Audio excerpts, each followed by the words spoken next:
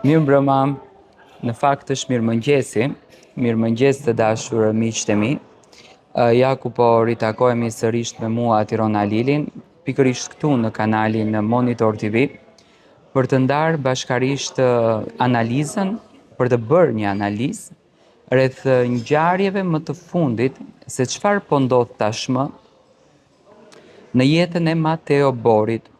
Mateo ka qenë shumë i komentuar, sidomos këto ditët e fundit që u bë pjesë edhe e panelit She's on Top, do me thënë kishte pyetje të ndryshme se çfarë Mateo do të flet, se si Mateo do të komentoj lidhjen e tij dhe çfarë Mateo do të thot për Brikenën. Tani unë bëj 8 vite që merrem me këtë punën e komentimeve të showbizit. Dhe nga kjo puna kam arritur të kuptoj një gjë. Çdo produksion, sepse She's on Top edhe të gjithë të tjerat janë produksion. Çdo produksion mundohet që të shet materialin, të shet punën e tij. Dhe ftesa e Mateo Borit në këtë pikë, në këtë ditë në She's on Top ishte pikërisht ajo formula, ai sekreti se si Manushi ta shndroi She's on Topin në një nga emisionet më të klikuara. Do të thoni pse thua Tiron kështu? Jemi në një kohë ku është Ferma VIP, është fenomeni Mimoza Ahmetaj që ka pushtuar të gjithë tregun mediatik. Dhe Top Channel pas përfundimit të Big Brotherit e kishte shumë të vështirë që atë fenomenin të krijuar brenda në këtë format ta mbaj sa më gjatë, ta mbaj sa më pranë publikut.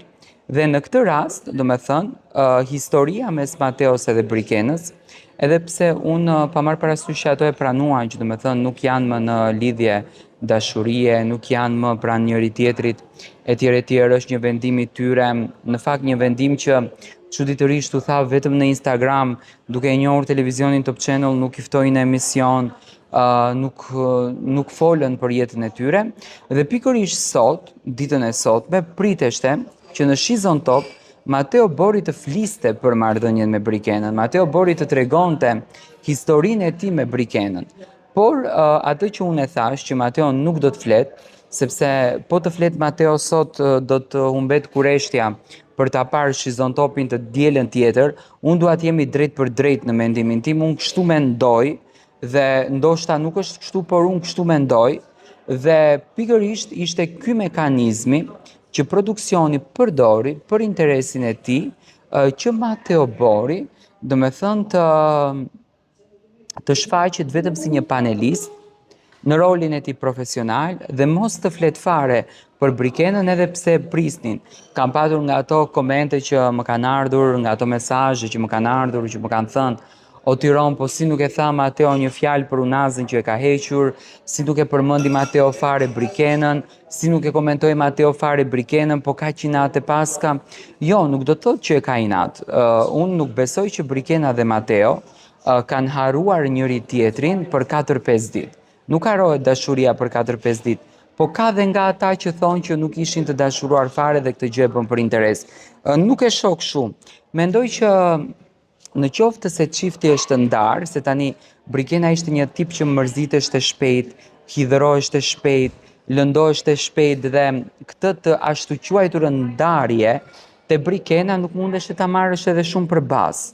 Do të thënë nuk mundeshte ta marrësh edhe shumë si gjë përfundimtare, sepse Brikena ishte natyre tipit të tillë që kur hidhëroheshte, do me thënë e shëndronte situatën sikur të ishte në një ndarje të vërtet, sikur të ishte në një ndarje që do me thënë çdo gjë më kishte përfunduar. Dhe në këtë rast unë shoh një mundësi të Mateo, sepse Mateo unë besoj që e do Brikenën.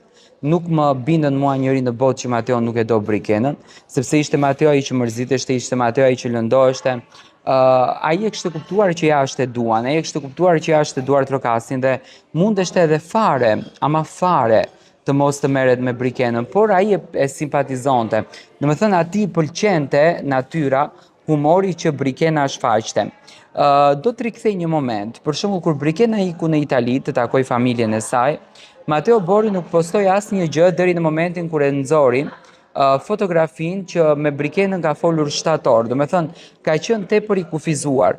Dhe unë mendoj që kanë patur një zënk të dy së bashku, një zënk që ato e kanë dramatizuar shumë, por që në thelb nuk është ndonjë dramë e madhe, dhe mendoj që ajo zënka me afrimitetin që do të kenë në Top Arena, me kohën që do të ndajnë të dy në Top Arena, do t'jetë një moment i cili do t'i ndoshta edhe do t'i afroj edhe më shumë pranë njëri tjetrit Mateon edhe Brikenën për t'ju dhënë një moment më interesant. Unë besoj që të qëndruarit bashkë në Top Arena nuk ma merr mendja që do ri Brikena pa i folur Mateos.